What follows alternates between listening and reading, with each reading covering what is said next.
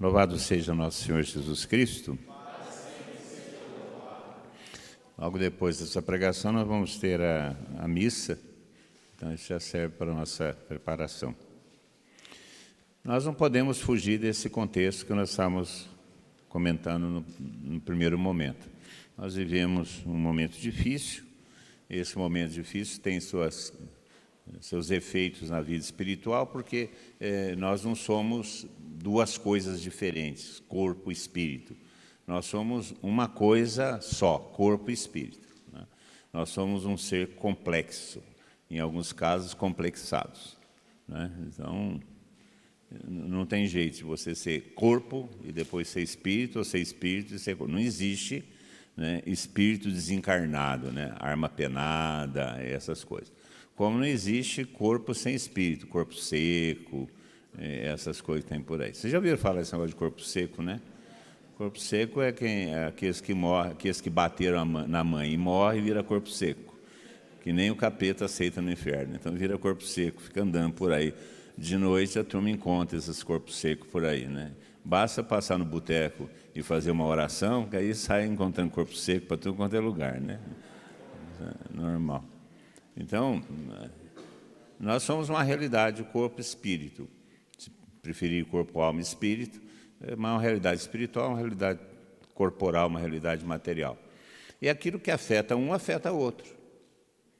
Nós temos uma realidade física comprometida pela pandemia, pelo pânico, por todas. Isso vai atingir também a nossa vida espiritual. Na ciência, o que nós estamos passando é pandemia, praga, peste. Na vida espiritual, isso é chamado de tribulação ou desolação. São efeitos de situações complicadas que a gente vive. Um dos efeitos que essa pandemia causa na vida espiritual é a acomodação espiritual. Nós estamos vivendo um período que a grande tentação é a acomodação. A acomodação gerada pelo pânico.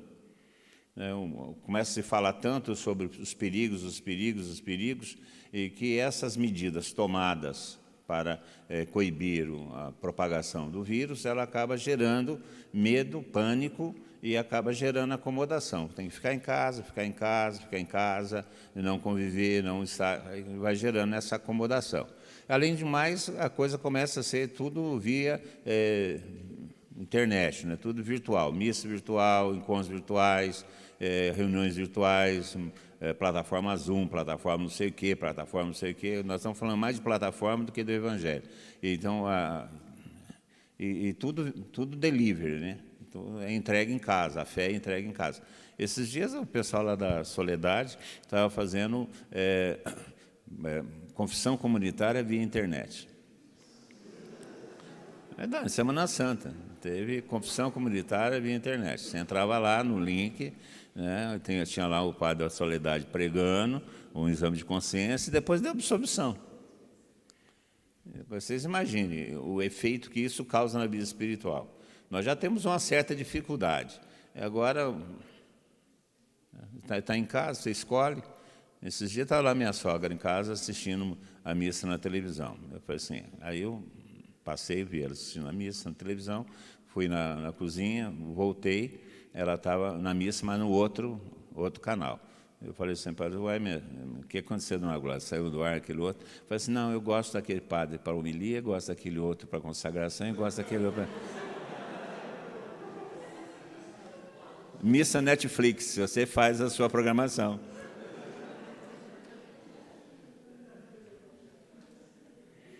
E isso é acomodação. E aí o resultado, nós estamos tendo dificuldade para retomar a atividade da comunidade. O cristianismo é presencial, o cristianismo não é virtual, é presencial. Vocês imaginem, esse dia eu estava brincando com a turma, vocês imaginem, Jesus Cristo está lá no céu, junto com o Pai e o Espírito Santo, gozando da vida intratrinitária. E aí olha e vê os homens numa situação pandêmica, né? Pecado para tudo quanto é lado, todo mundo morrendo de pecado, etc. Tal. Aí ele fala assim, eu vou dar um jeito naquilo lá, vou fazer uma live. Aí junta os anjos, prepara o ambiente, aí faz uma live. Não, ele veio. Veio, assumiu a nossa realidade, se relacionou conosco, nós podemos tocar o mistério, como diz São João. Então, o cristianismo ele é presencial. Ocasionalmente é assim, isso é para um quebra-galho, mas isso não pode ser uma atitude permanente. E a grande tentação é transformar isso que é provisório em permanente. Porque as medidas que são provisórias, por exemplo, a dispensação da missa dominical, no sentido de missa ser a missa preceitual, quem puder ir na missa segunda-feira, conforme a oferta, vale pela missa de domingo hoje. Nós temos, hoje vamos ter missa, oportunidade, missa domingo, dia de festa, inclusive, de São Marcos. Mas aqueles que nas suas comunidades, nas suas cidades, a missa só consegue ir numa missa numa terça-feira, numa quinta-feira, isso vale como missa preceitual. E são medidas provisórias, mas isso não pode ser permanente. Quando as coisas se tornarem mais ou menos normais, nós temos que voltar à vida normal do cristianismo. E agora, por exemplo, que foi flexibilizado algumas coisas, normas pastorais, nós temos que ser positivos, esforçados em fazer aquilo que é possível. Se não é possível reunir com todo mundo, reunir com aqueles que podem. Se não é possível fazer grandes encontros, faz encontros médios. Bom, ontem nós tivemos uma turma que veio do Ministério da Juventude. Nós tivemos ontem 80 pessoas aqui. E hoje nós estamos com um pouco mais de 100. Não dava para juntar os 80 com os 130, 140 que nós temos hoje, que ia dar um número que ultrapassaria a nossa segurança. Então, quando nós estávamos conversando sobre isso, não, vamos fazer em 2 eventos. 2 momentos, o mesmo encontro, mas em 2 momentos. Nós temos que fazer isso, porque nós não podemos perder a possibilidade de estarmos juntos. E, infelizmente, a pandemia, por causa dessas medidas, tem gerado essa acomodação. As coisas são mais fáceis, eu estou em casa, não preciso. Aí, quando a gente convoca as comunidades e convoca as reuniões, a gente escuta isso muito. Ah, não está na hora ainda. Que hora que vai ser? A hora do seu velório? Que hora que vai ser? Se é possível fazer dentro das normas, por que não fazer? Se é possível tomar atitudes, por que não tomar? Se é possível ser criativo, por que não ser? Então, existe uma tendência para essa acomodação. Essa acomodação gera na vida espiritual aquilo que é chamado de inércia espiritual. A inércia é a tendência de ficar no estado que se está. Isso na física já ensina isso, um dos princípios de Newton. Inércia é aquele princípio onde a matéria ou o corpo fica do jeito que ele está, até que uma força maior arranque daquela situação.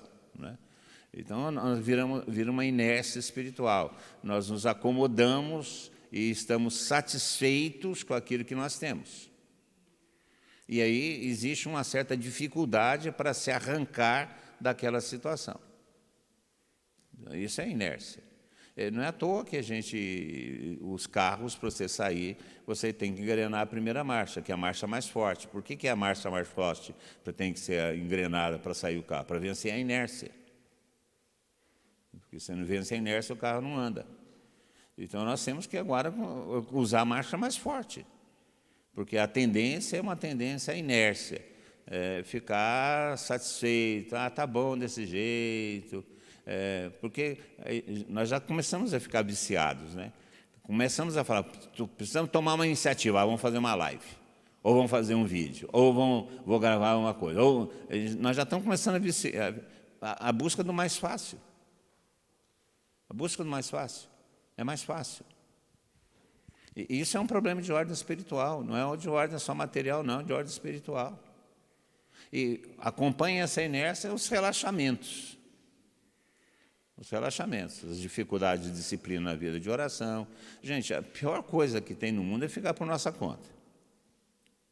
Porque se fica por nossa conta, a gente vai fazer tudo aquilo que é mais fácil e nada daquilo que é mais difícil, a não ser que a gente seja masoquista. Então, aí vem a falta de disciplina interior, vem a dificuldade da vida de oração, é preferível você zapear alguma coisa na internet que você pegar um livro para ler, ou fazer uma leitura da Sagrada Escritura. é mais fácil, aí escorrega para sites que não tem nada a ver. Não é só a questão dos sites pornográficos, não. É a questão de sites que fica lá vendo como é que o artista tal está vivendo, como é que o fulano de tal... Essas coisas que... cheiro de nada, né? Essas coisas, gastando tempo, fazendo joguinho de internet, gastando tempo... inércia, acomodação, inércia, o relaxamento da vida espiritual. Isso leva para um grande problema da vida espiritual que eu quero alertar vocês, que chama-se tibieza. Chama-se tibieza. A tibieza é a recusa de crescer. Então, vai indo, vai acomodando, vai esfriando, vai perdendo a disciplina, vai relaxando, vai se perdendo a iniciativa. Aí você cai na tibieza, que é um estado de mornidão. Um estado de mornidão. Aquela satisfação absoluta com aquilo que nós já temos. Já está bom assim, está bom assim. Bom, não precisa mais, está bom assim. E aí a gente começa a arrumar as desculpas que a situação nos dá. Está lá o decreto que missa tem que pegar senha, então vamos deixar os outros pegar senha. Eu vou pegar senha para a missa, eu vou um pouquinho mais tarde, eu não pego. Não consegui senha. Então, tá bom, não consegui senha, mas você se empenhou? Você se esforçou? Você quis realmente? Esses dias passou aqui em Pouso Alegre, não estava vendendo bebida alcoólica, né? Nem em Pouso Alegre, nem Santa Rita, nem São Sebastião da Bela Vista, nem Congonhal, nem Estilo. E a turma quer tomar uma, né? Então, foram comprar lá em Itajubá. Eu saí daqui, fui para Itajubá, estava pregando aqui em reunião de liderança, fui para Itajubá, cheguei em Itajubá, aquela quantidade de carro, caminhonete de Pouso Alegre nos dois supermercados que tem na entrada, o ABC e o Mineirão. E comprando de fardo de cerveja, né? Nas caminhonetes, nas SUV, trazer para Pouso Alegre, para beber e para vender, para ganhar umzinho, né? Porque no momento desse é bom a gente ganhar umzinho, vender pelo triplo do preço. E aí eu fiquei sabendo que acabou a quantidade de cerveja ali, no Mineirão e no ABC. A turma desceu para piquete.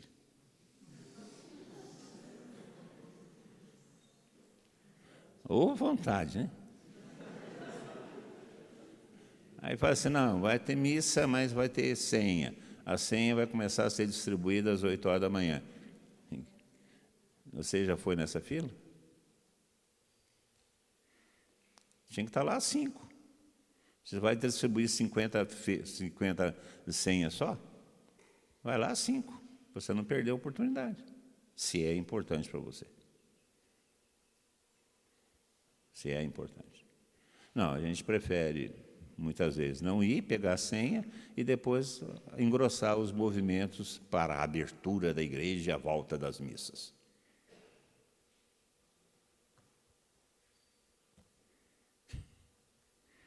Acomodação, tibieza. Aí a vida espiritual se torna morna, a mornidão. Santo Afonso de Ligório fala que a tibieza é um estado de torpor, um estado que precede a morte. Ainda não é a morte, mas é o estado que precede a morte. A morte espiritual é aquele estado em que as coisas vão perdendo a forma, a importância, e não há mais empenho, o jeito que está, o jeito que fica. Essa tibieza, ela é apresentada para nós de uma maneira muito dura no livro do Apocalipse. No capítulo 3, a gente conhece bem esse texto. É um dos textos, mas é o mais conhecido.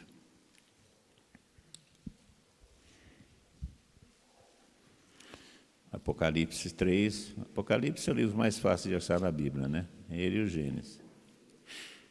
Capítulo 3 é a carta à igreja de Laodiceia, capítulo 3, versículo 16. Mas porque és morno, nem frio, nem quente, estou para vomitar-te de minha boca. É o Senhor ressuscitado falando para a igreja.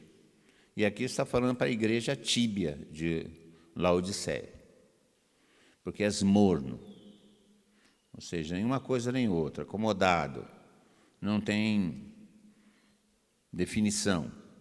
Estou para vomitar, quer dizer, ele vai vomitar, se não mudar essa situação. Ou seja, se nós não mudarmos a situação de mornidão, nós seremos expulsos da presença do Senhor. Não que o Senhor vai nos expulsar, é porque nós não vamos estar mesmo, porque nós vamos desse torpor para a morte, é um passo. A mornidão, que é chamado de tibieza. É o pior que nós podemos ter na vida espiritual. E isso é favorecido por esse estado que nós estamos vivendo hoje. Essa inércia, essa acomodação, que faz com que a gente não cresça mais na fé e esfrie até o ponto de ficarmos mornos. Existem alguns sintomas da tibieza que eu quero comentar com vocês. Sintomas que a gente pode usar como critérios para a nossa própria vida. Não tem aquele sintoma, dor de cabeça, nariz correndo, tossindo, dá Covid, febre, está Covid, vai morrer, tal, entuba o cara. Né? Você já sabe o que é isso. Né? Então, tem alguns sintomas que a gente pode apontar. O primeiro grande sintoma de tibieza é o relaxamento interior. Aquele sentimento de que não é preciso, não é bem assim, não preciso de tudo isso. Esse relaxamento interior, essa satisfação com o estado que se está. Já que eu não posso, então, já que não é preciso, já que eu fui dispensado, a minha faixa etária está dispensada da missa. Se eu não consigo ir na missa, eu não preciso ir na missa e nem me sentir obrigado de ir na missa, porque eu não posso correr o risco, porque eu sou grupo de risco, então eu estou dispensado. Eu posso ir na missa quando dá. Fui dispensado. Agora, se eu faço disso uma regra na minha vida e não me esforço de manter uma espiritualidade eucarística, buscar participar, quando possível, da Sagrada Eucaristia e tudo mais, eu vou ficar no já que eu não preciso, então... Então, é o relaxamento interior, não é preciso, não é preciso. Isso gera um liberalismo, né? Tudo é possível, nada é pecado. Esse é o primeiro sintoma. Se você está relaxado interiormente, aceitando o pecado original, o pecado habitual, fácil, o pecado venial, fácil, se você está achando que aquelas coisas que você combatia agora são permitidas porque você está em casa, você não pode... Então, o relaxamento é o primeiro sintoma de vida tíbia. Segundo sintoma importante é o desânimo para progredir nas coisas espirituais. Qualquer proposta de progresso na vida espiritual é vista como uma dificuldade muito grande. Há uma preguiça para se esforçar para o crescimento da vida espiritual. Prefere ficar no estado que estava anteriormente. Está bom daquele tanto, daquele jeito vai ficando, que é o relaxamento, e aí existe a preguiça para progredir. Não há esforço, não há o elan, não é... isso é tibieza, é sinal de tibieza. Aí quando se fala, tem que... É interessante que tem pessoas que prestam atenção nisso. Né? Nessa quaresma, o Frei Gilson propôs o retiro da quaresma às 4h da manhã. Né? 250 mil pessoas seguiram. Existem pessoas que são atentas a isso. Mas muitos de nós dormem até mais tarde, alguma penitência difícil, o jejum é mais difícil ainda, porque toda hora está em casamento, está beliscando a geladeira. Como está em casa mesmo, em vez de pegar um livro espiritual para ler, prefere a facilidade da televisão, ficar zapeando programas. Não empenho em progredir. Não usar o espaço de tempo que está sobrando para progredir. Isso é sinal de tibieza. São sintomas que quem aponta é Santo Afonso Ligório, que ele faz uma lista de sintomas, eu peguei somente 3 dos mais importantes.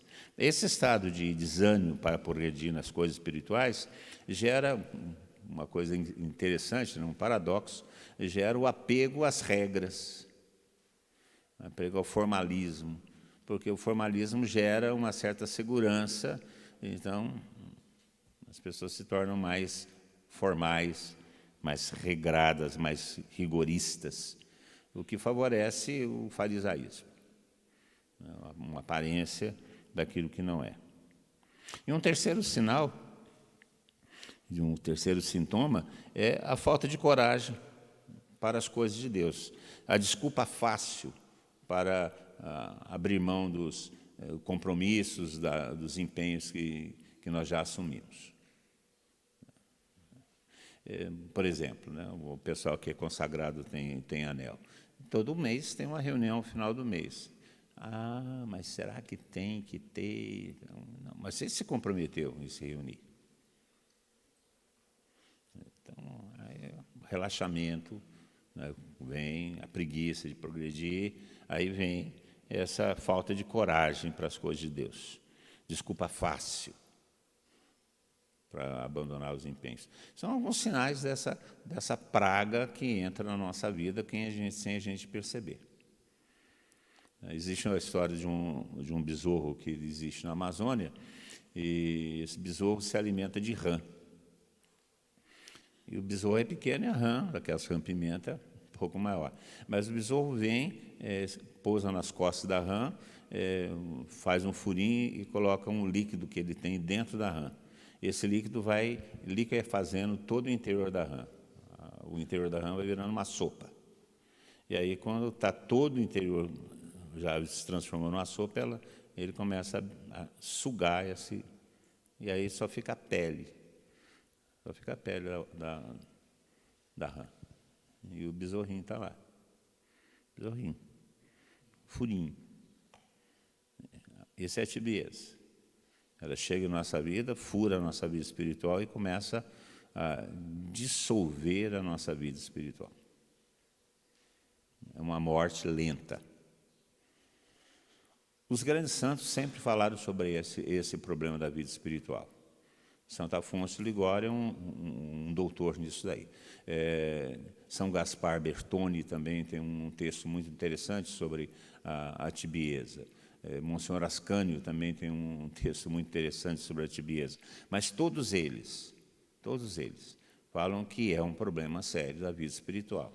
E esse problema da tibieza é causado exatamente por essas situações que nós estamos atravessando. Situação de pandemia, de praga, de redução da atividade social, redução das atividades religiosas. O que é necessário para não cair na tibieza? É necessária a vigilância. Esse é um conselho, né? Jesus Cristo fala no final de sua vida, está lá pronto para ser preso, vai a Horto das Oliveiras, e se reúne com os seus discípulos no Horto das Oliveiras, chama mais Pedro e mais alguns para ir mais um pouco à frente para rezar, está rezando, Pedro está dormindo, volta, encontra Pedro dormindo 3 vezes, ele vai falar para Pedro, Pedro, você tem que vigiar. Vigiar é se manter acordado. Se manter acordado. Não num estado de sonolência, acordado, esperto. Então, vigiar é isso, se manter esperto, atento. Nós temos que vigiar sobre a nossa vida, sobre nossos olhos, sobre nossa conversa, sobre nossas companhias, sobre o que lemos, sobre o que comemos. Temos que vigiar. É um estado de vigilância, um estado de estar atento. Não é tudo aquilo que a gente consome que faz bem para a gente. Não é tudo aquilo que a gente vê que faz bem para a gente. Esse dia eu estava viajando, estava acompanhado, e a conversa, a gente vai conversando de futebol, conversando dessas coisas importantes, né? O Corinthians está na draga, graças a Deus. O Palmeiras faz um esforço sagrado para ganhar alguma coisa. O Vasco perdeu esse fim de semana. O Botafogo também vai perder. Se não perdeu, vai perder, porque é da identidade botafoguense perder. Então, nós estamos conversando sobre essas coisas. Nós estávamos conversando sobre essas coisas importantes que salvam o mundo, né? Desejando o bem para o Flamengo, né? Que Gabigol é aposente, etc. e tal, aquela coisa anti-flamenguista. Então, nós estávamos conversando sobre isso, aí surgiu um assunto que tratava de uma pessoa da comunidade que não se comportou muito bem e causou alguns problemas. Aí ele começou a conversar, o que você acha? Eu falei assim, vamos parar de falar sobre isso, porque essa é uma conversa que vai nos fazer falar mal dele. Então, sim, vamos voltar a falar mal dos times de futebol, que são instituições anônimas, então não tem problema, não estão prejudicando a vida de ninguém. Presta atenção, porque é gostoso, né, você ouvir da vida dos outros e emitir a opinião da vida dos outros. Vigia. Quando eu estava pensando sobre a vigilância, veio no meu coração um texto que está lá no livro de Samuel, segundo livro de Samuel. Lá no Velho Testamento, segundo livro de Samuel, capítulo 11.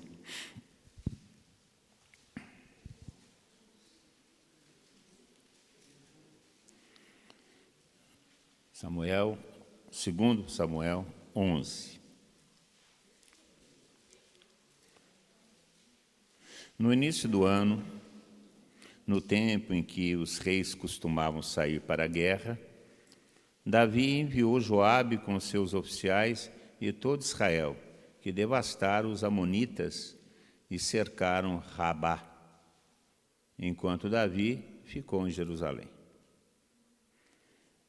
Davi abriu mão, procrastinou, empurrou com a barriga, negligenciou, a palavra é essa, ele negligenciou os seus ofícios.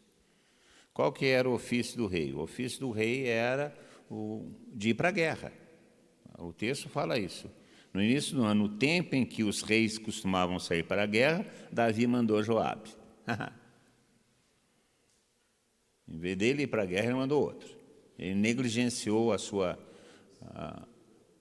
função. Esse é o primeiro problema da vigilância, quando nós negligenciamos a nossa vida. Ou seja, não cumprimos o nosso dever, não cumprimos as nossas obrigações, não cumprimos aquilo que a nossa identidade exige. Nós somos cristãos. Então, existe uma série de, não obrigações, mas de elementos que compõem a nossa identidade cristã. Vida de oração, leitura do Evangelho, vivência comunitária, vida eucarística. E nós não podemos negligenciar nessas coisas. Nós não podemos terceirizar essas coisas. A Tânia que fala isso comigo. Esses dias eu estava falando, eu tenho que ir para uma reunião de liderança, semana passada. E é claro que, por conta exatamente de idade, essas coisas todas, grupo de risco, mas você tem que ir mesmo. Bom, eu sou o moderador da comunidade. Né? Não tem jeito de terceirizar. Não tem jeito de terceirizar, não, tem que ser eu mesmo. Fazer o quê, ué? Terceirizar. Tem que ir na missão, terceiriza. Terceirizar o quê? Eu vou terceirizar o céu. Você não pode terceirizar, você tem que cumprir aquilo que é do seu ministério. Cada um de nós tem uma responsabilidade, cada um de nós tem um papel a cumprir, cada um de nós tem uma tarefa a realizar. E essa tarefa é intransferível. Aquilo que eu tenho que fazer, sou eu que tenho que fazer. Não estou falando que um é mais importante que o outro, não. Tudo é importante, tudo é importante. Mas o Papa tem que ser Papa, o Bispo tem que ser Bispo, você tem que ser você, nas suas obrigações. Então, o primeiro ponto da falta de vigilância é a negligência. Negligenciar nossas tarefas. E quais são as nossas tarefas? Aquilo que é próprio da identidade cristã. Nós somos cristãos, temos que viver como cristãos. A minha vida não pode ser pautada pela moda, não pode ser pautada pelo que os outros dizem, não pode ser pautada, não. É pautada pelos valores do Evangelho, pautadas pelos valores morais pregados por Jesus Cristo, e eu não posso negligenciar essas coisas. Então, a falta de vigilância começa com a negligência, negligenciar a vida, negligenciar nossas obrigações. Depois, no versículo 2, fala assim: certo dia, ao entardecer, levantando-se da cama, ao entardecer. O que esse cara está fazendo na cama até de tarde? Ô preguiçoso. A preguiça.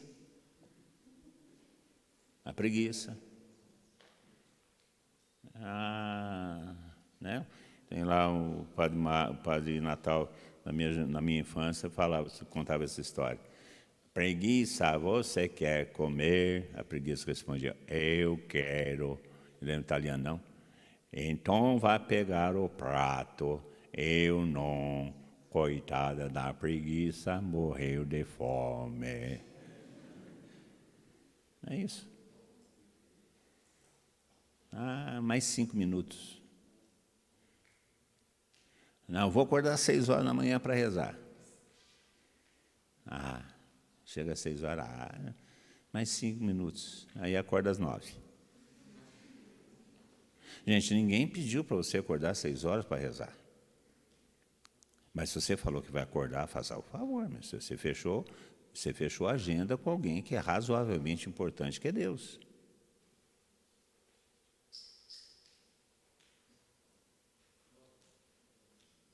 Você que fechou a agenda. Ou é outra. Mas é obrigatório. Não é obrigatório, é uma questão de disciplina espiritual.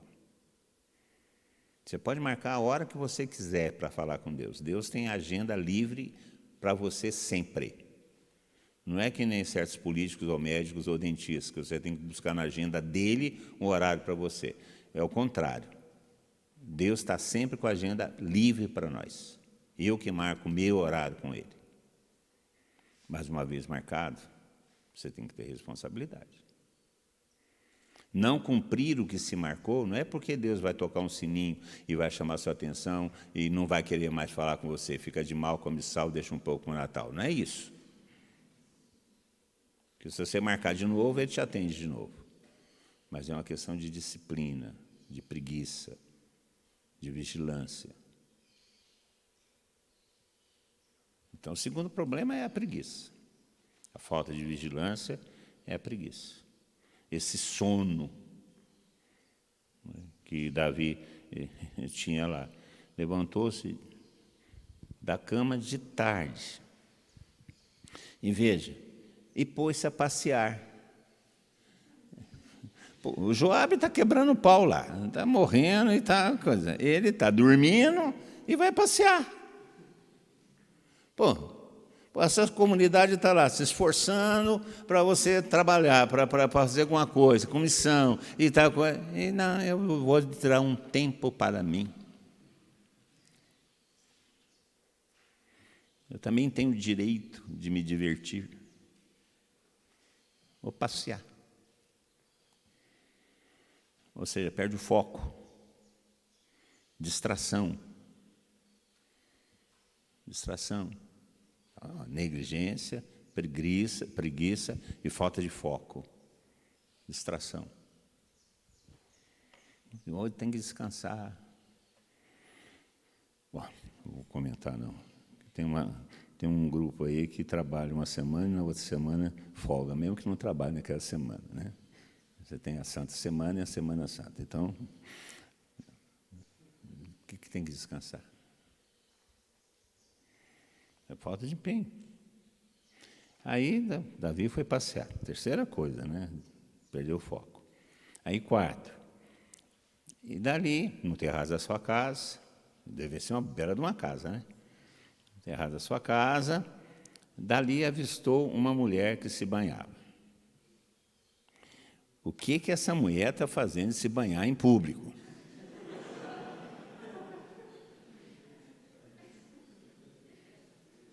Não tem banheiro para isso, você tem que se banhar de tal forma.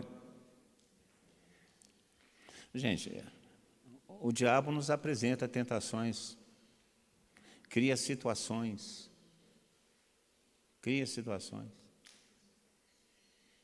Aí os namoros. Se você negligenciar, se você perder o foco, se você tiver preguiça na sua vida espiritual, Aí cria situações, aí vão para o escurinho, aí como está escuro é difícil a gente ver, então você tem que apelar para o método Braille.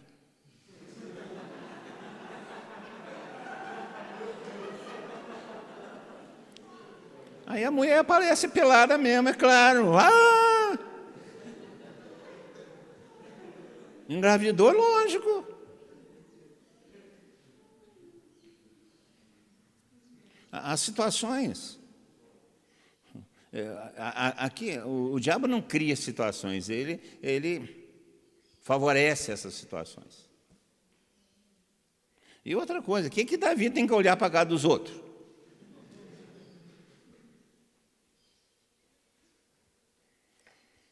A oferta está aí. A oferta está aí. Os www internet está aí. Por que você tem que acessar? E as pessoas falam assim, eu não consigo resistir, eu tenho dificuldades com sites pornográficos, tal coisa. Gente, atrás do controle tem você, e em você tem sua vontade, sua determinação, seus princípios, aquilo que você quer de sua vida. Quem que vai te governar?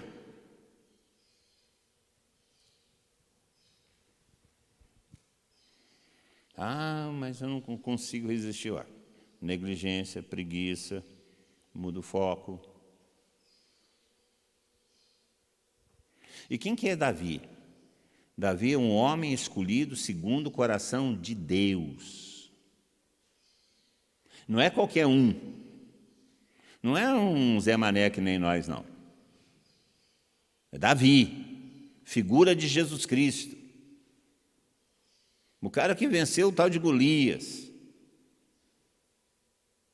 O preferido de Deus. Caiu nessa armadilha.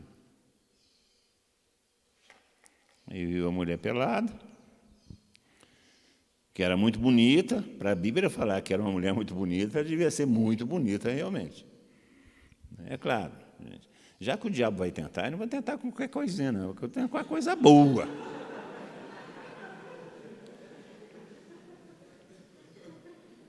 É óbvio. É óbvio. Vocês já perceberam que toda tentação é gostosa. Né? Para diabético, a tentação é aquele pudim de leite condensado com aquela calda. Né? É uma delícia, mas é um veneno para nós. É um veneno para nós. Ou aquele sorvetão. Nossa Senhora, quando eu não tinha diabetes, eu comia 1 quilo de sorvete e achava pouco. Então, a tentação é alguma coisa interessante. Aí, Davi, veja só como é que é. Davi procurou saber quem era a mulher. Quer dizer, aquela negligência, aquela preguiça, aquele mudar o foco, aquela tentação, fez com que ele se empenhasse para o pecado e não se empenhasse para a virtude. Já tinha feito a besteira de ficar preguiçoso, dormindo, olhando a casa dos outros, vendo a mulher dos outros. Para por aí. Não, o cara ainda vai progredir, porque esse é o problema da tibieza. Vai levar para frente. Veja, Pedro. Pedro dormiu, não vigiou, acabou negando Jesus Cristo. A mesma coisa. Aqui, Davi vai se interessar pelo pecado, vai se deixar seduzir pelo pecado, vai saber quem é a mulher. E mais ainda, vai usar as suas prerrogativas para trazer a mulher para ele, manda buscá-la, porque ele é o rei. Então ele usa o seu poder para o seu benefício, o benefício do seu prazer. É isso que a gente faz. Quando a gente negligencia, é preguiçoso, perde o foco, se deixa levar pela tentação, e estabelece um relacionamento com a tentação, nós começamos a buscar os meios para realizar aquilo que eu desejo em minha paixão.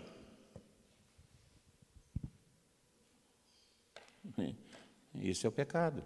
Isso é a tibieza que faz. Porque começou onde? Começou, ele tinha que estar na guerra, ele estava em casa. E aí o pecado evolui.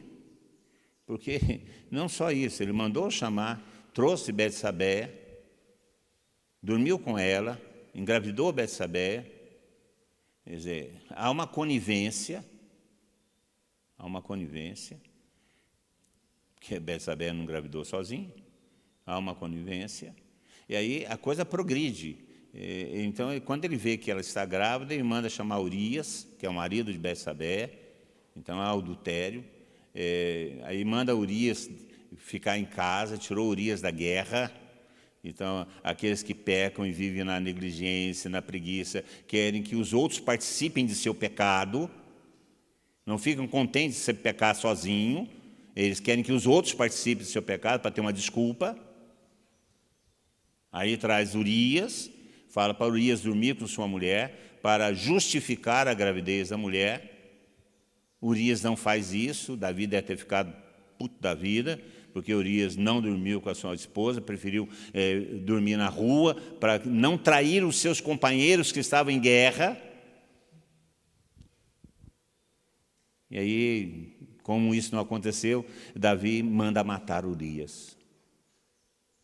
Escreve uma carta para Joabe, seu general, dá essa carta para Urias, e na carta falava assim: ô Joabe, coloca Urias no pior lugar da batalha para ele morrer. Ele levou ele próprio a sua sentença de morte para Joabe. E morre. Olha só. Começou aonde? Na negligência. Na preguiça. No ceder à tentação. Perdeu o foco. Estabelecer um relacionamento com a tentação e o pecado, os pecados veniais, os maus hábitos. Querer desculpar o próprio pecado e envolver terceiros para se justificar. Termina em assassinato.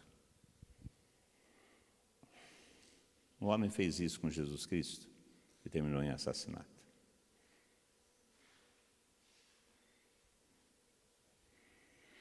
Davi se arrependeu, graças a Deus. E vocês conhecem a história. Natã foi falar com Davi e contou a história. Tinha um homem que tinha uma ovelhinha. E tinha um outro, seu vizinho, que tinha milhares de ovelhas. E um dia esse vizinho recebeu uma visita e olhou a ovelha do vizinho, a única que ele tinha, mandou trazer essa ovelha, matou e serviu para o seu convívio. O que esse homem merece? Davi responde para Natã: a morte. Aí Natã fala: e foi você que fez isso. Aí Davi se arrepende. E Natã ainda faz uma pior para Davi. Fala assim: Deus vai te castigar. Mas o que você prefere? O castigo de Deus ou que Deus deixe você por sua conta? Davi fala assim: não, eu prefiro o castigo de Deus do que ficar por minha conta. Porque se ele ficasse por conta dele, ele ia fazer outra dessa. Porque se nós ficarmos por nossa própria conta, nós vamos fazer outra dessa. Qual que é o remédio para essa procrastinação, para essa preguiça, essa negligência, essa tibieza que nós vemos na vida de Davi? Os passos que Davi deu. O primeiro passo é a conversão, fruto do arrependimento. Nós temos que nos converter. Converter é mudar de comportamento, mudar de figura. Nós estamos nessa ameaça, se nós não vigiarmos, nessa ameaça de tibieza que vai gerar esse desastre na nossa vida espiritual. Nós temos que nos converter. Buscar realmente o que nos interessa para a vida. Buscar realmente aquilo que é fundamental para nós. Refazer os passos iniciais. Nós encontramos no livro do Apocalipse, no capítulo 2, no versículo 5, aquilo que Deus fala para aquela comunidade que deve fazer para restaurar o primeiro amor, para restaurar o amor fundamental, restaurar o início da vida espiritual. Ele fala: olha, vê onde você caiu, arrepende, converte, e volta às práticas das primeiras horas, ou às práticas iniciais. Quer dizer, nós temos que, na nossa vigilância, nós temos que prestar atenção nessas práticas iniciais, nos converter a ela novamente.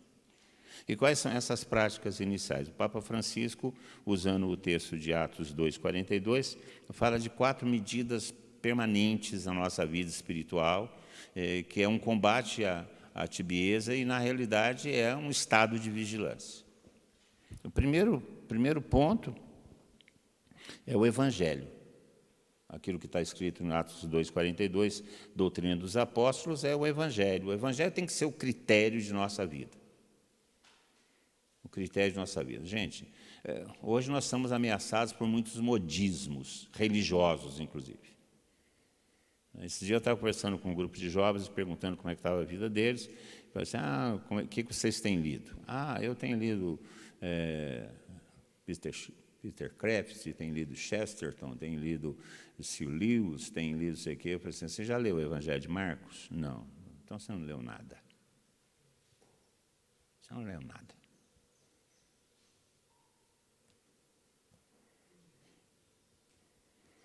Eu fiz curso não sei com quem, curso não sei com que. Você leu o Evangelho de Marcos? Não. Então você não fez curso nenhum. Estou falando do Evangelho de Marcos porque é o mais curtinho, 16 capítulos. Estou nem falando do Evangelho de João, que é o mais complexo. Estou falando do Evangelho de Marcos.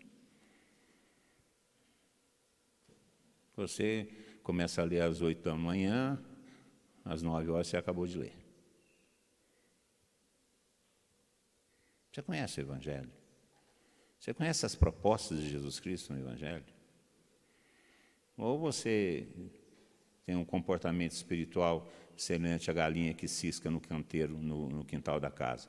Vai ciscando e pegando aqui e ali, mas você não tem um contexto, não tem uma visão integral, não tem as consequências. Qual que é o seu livro de cabeceira? Qual que é a sua regra de vida?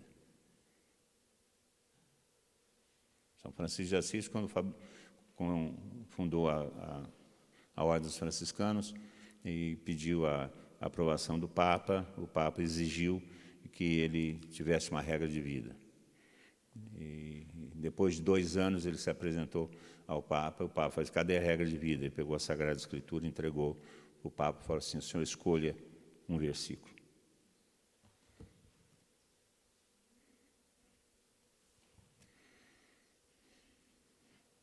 Qual é a sua regra de vida?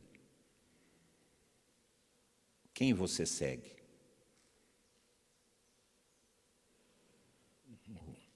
O youtuber fulano de tal? O influencer fulano de tal? Mesmo os cristãos. Ele é mais importante para você do que o Evangelho?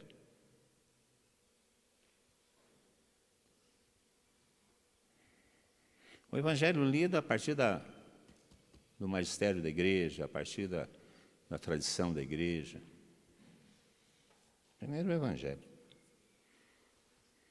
Segunda coisa que faz parte dessa vigilância para evitar esse drama todo que nós vemos na vida de Davi é a vida fraterna. Não existe cristianismo sem o outro. Gente, essa coisa que está aí do seu lado é importante para que você seja cristão. Pode não ser muito agradável, muito bonito, mas é importante. Você não vai ser cristão verdadeiramente, de verdade, cristão autêntico, tá? Se esse sujeito, essa sujeita não estiver na tua vida.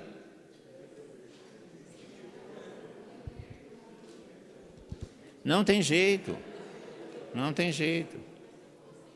Um dos problemas que a gente enfrenta no cristianismo, sobretudo na minha época de comunidade jovem, era o que a gente chamava de mundinho. Você arrumava uma namorada ou um namorado e se isolava do resto da comunidade para viver aquela realidade de amor. Já dava um amor terceiro, nascia a terceira pessoa da Trindade.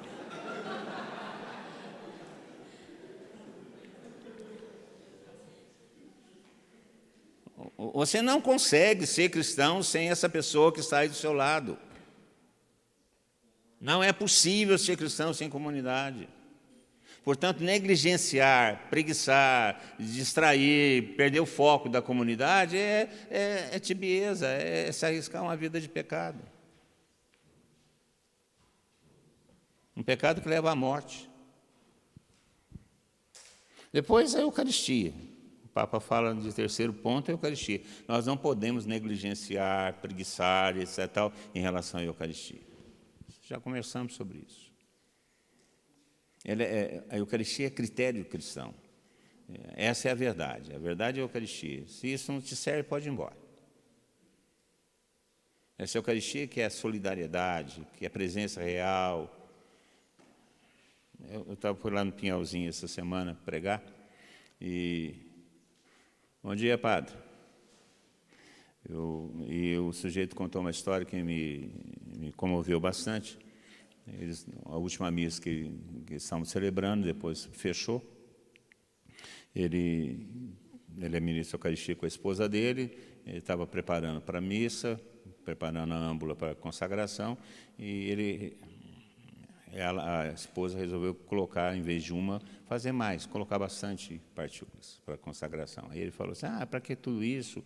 Vai ter missa de novo, aí fica guardado aqui. A esposa dele resistiu, falou, não, eu sinto que tem que ter bastante. E aí consagraram bastante, e na semana seguinte fechou, sem missa. E aí o que aconteceu? Eles tiveram celebração da palavra, e toda a celebração da palavra eles tiveram a Eucaristia.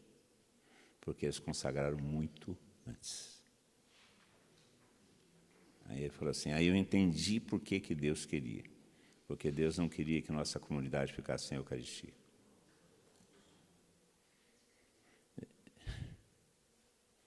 Eucaristia. Cristão católico, que é o cristão legítimo, gente, cristão legítimo é o católico. O resto é denorex, parece, mas não é. Pode ser acreditar em Jesus Cristo, tá, tudo bem, nada bem, que é isso que vai salvar eles. Mas cristão legítimo é católico. Porque o cristão legítimo é eucarístico. E, por fim, a vida de oração. Nós não podemos negligenciar, preguiçar, etc., tal, na vida de oração. Porque isso leva ao pecado, o pecado de Davi. Tempo difícil, sim, mas o tempo difícil é um tempo propício para o crescimento em santidade. Não vamos ser burros, como São Paulo diz, vamos ser inteligentes e aproveitar esse tempo para crescer em santidade, para garantir o nosso lugar no céu. É uma oportunidade que Deus está nos dando. Amém.